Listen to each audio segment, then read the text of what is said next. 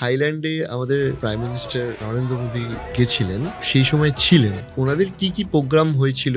ওখানে, বা আপনাদের এক্সপিরিয়েন্সটা কিরম ছিল? মাননীয় প্রধানমন্ত্রী গিয়েছিলেন থাইল্যান্ড, যেহেতু ওনারা খুব একটা ব্যস্ত ওনাদের স্কেডিউল থাকে, যেটা আমরা ব্যক্তিগতভাবে খুব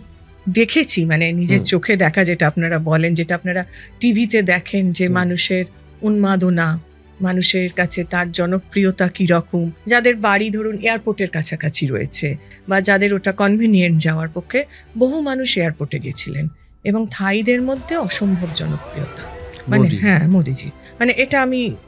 মানে সত্যি রিয়েলাইজ করলাম দেখে, যে মানুষ, এবং তারা রীতিমতন পায়জামা পাঞ্জাবি পরে, ঘাগরা টাগরা পরে সব গেছে। আমরা সৌভাগ্যবশত ওনার সাথে একসাথে রামায়ণ দেখতে পেরেছি আর কি, যারা ভারতবর্ষকে নিয়ে কাজ করছেন বিভিন্ন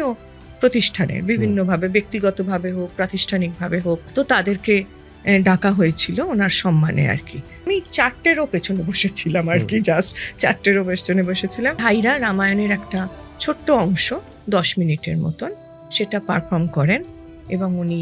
সমস্ত শিল্পীদের অভিনন্দন জানান, এবং সেখানে ওই জাস্ট অভিনন্দন জানিয়ে আমাদেরকে সবাইকে